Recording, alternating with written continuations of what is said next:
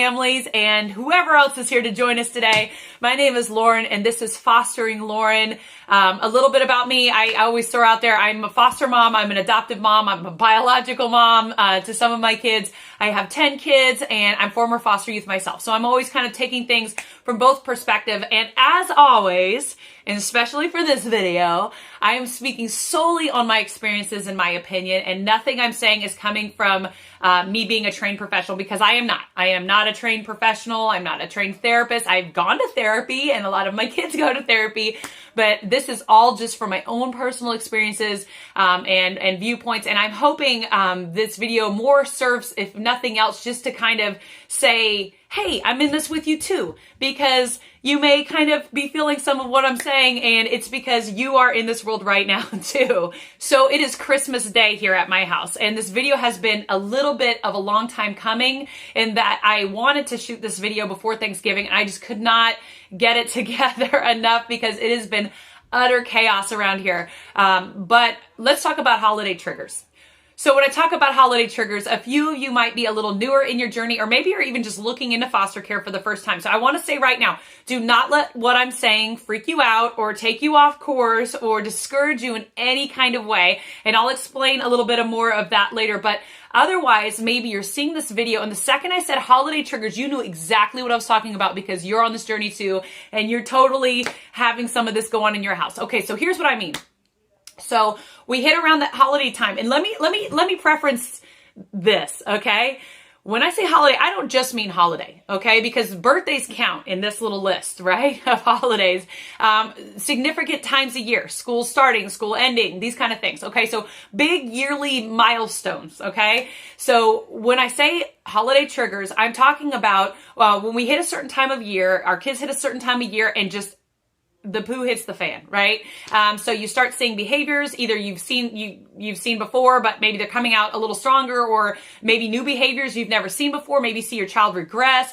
Maybe you see, your child acting in ways that just don't make sense. That's exactly what I'm talking about. So let's start first off by talking about the behavior component to that, okay? So maybe I haven't quite got there in videos, but first things first, okay? When we talk about something that is impacting our children, right?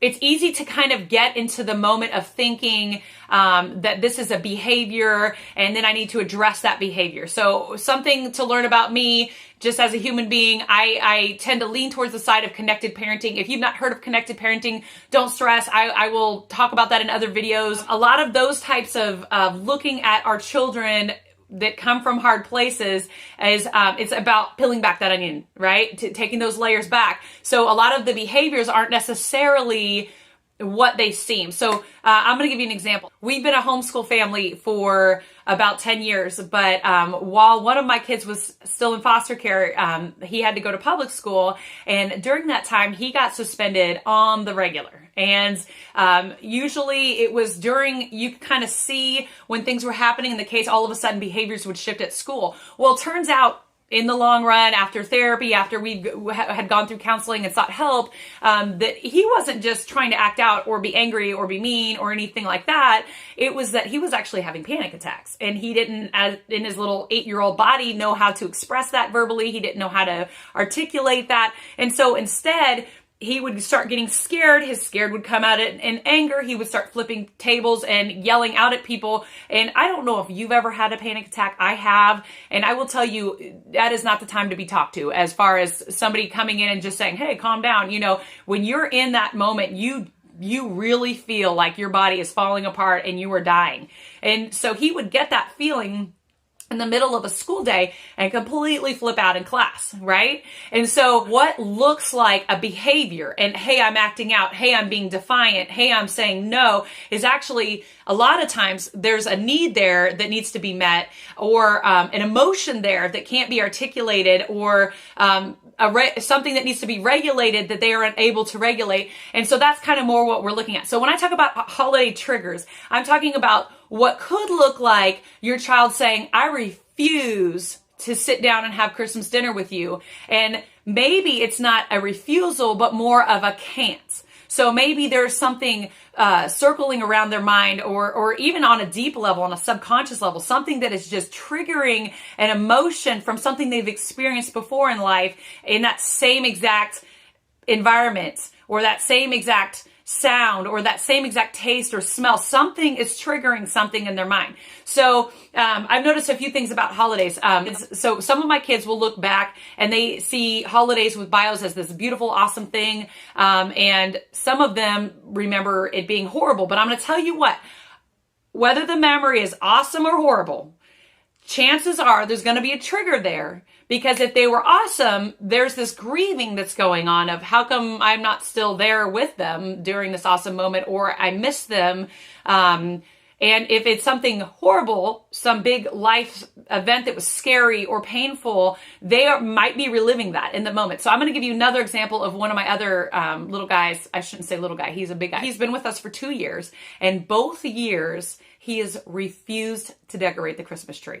Just flat out refused. Now, he can listen to Christmas music. He loves drinking cocoa and opening presents and singing Christmas songs. He doesn't mind sitting down for Christmas dinner. The whole experience he's there for. He's in.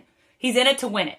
But when it comes to the actual decorating of that Christmas tree, he cannot even be in the same room. Now, I could, as his foster mom, decide that this is our family and this is what we're doing and you're going to be part of it, and make it about me. And I think that's what we tend to do a lot. We try to make it about me, right?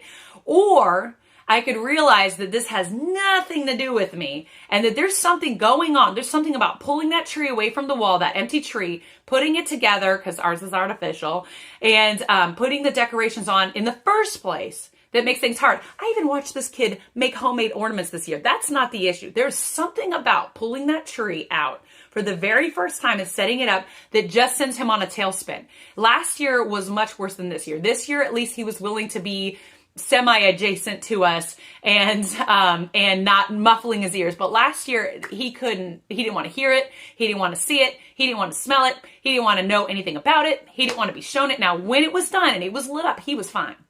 But anything about that process was terrifying to him. Now, I'm going to go back to, once again, we tend to make this about ourselves, right? So I fall into that trap. I want family traditions. I want us to do things, that, especially those things that are important to my other kids. I don't want to let those things go. And by no means am I encouraging you to let those things go. I think that you should hold on to things that are really important. But what I think you've got to look at is each one of your kids is an individual human being. And each one of these kids have been through individual stories and circumstances and traumas. And because of that, you have to treat them individually. And it can be hard. Once again, I've got 10 kids, okay? I've got 4 biological kids, I've got 4 adopted kids, and I've got 2 foster kids. And within my 4 adopted kids, 2 are a sibling set, and then 2 are single adoptions. That means I've got, hold on here, math time. I've got 5 gene pools going on in this house, 5 different life experiences before they came into my house. So with that said, it is really hard to match all those needs, whether it be sensory or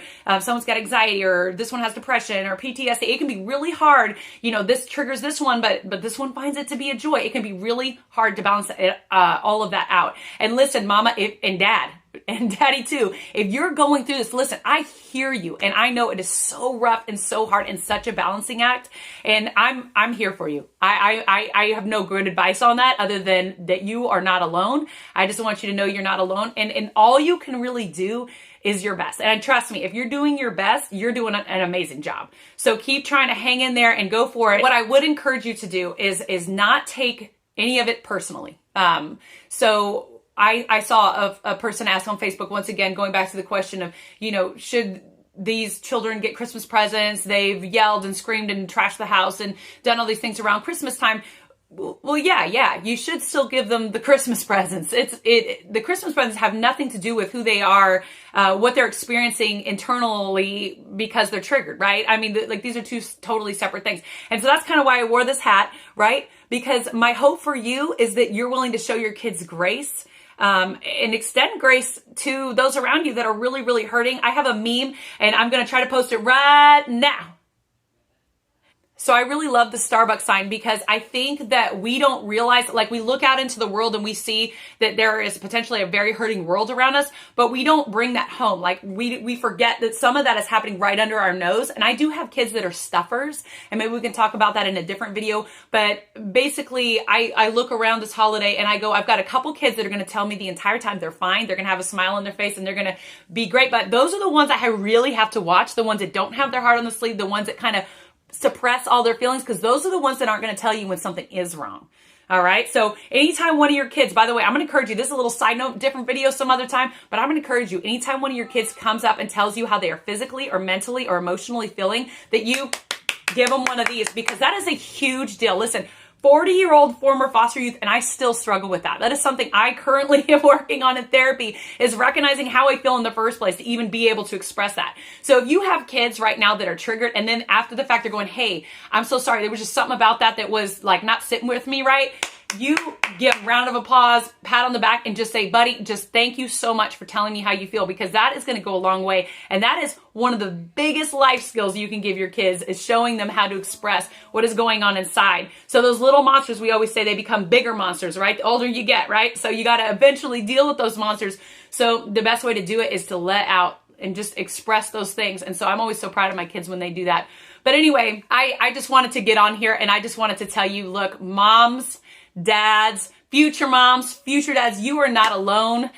Hey, little shout out to caseworkers, CASA workers, ad items. If you're going into homes, I doubt many of you are around the Christmas season, but if you're going into homes, listen, if you see all the kids climbing up the walls all wackadoo around Christmas and Easter and Thanksgiving and birthdays, listen, I know most of you know, especially you veterans, the ones that have been going at this forever, you know exactly what that's all about. But if you're seeing it for the first time, please don't blame that foster mommy and that foster daddy. They're doing their best. It has nothing to do with them.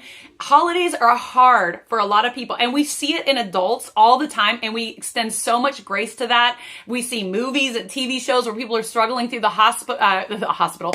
Well, we see movies and TV shows where people are struggling through the holidays, and we totally get it. But once again, sometimes it's happening right under our nose, and we're just completely ignoring it and choosing not to see it. So once again, extend grace upon grace upon grace. It has nothing to do with you. It has nothing to do with foster mom and foster dad.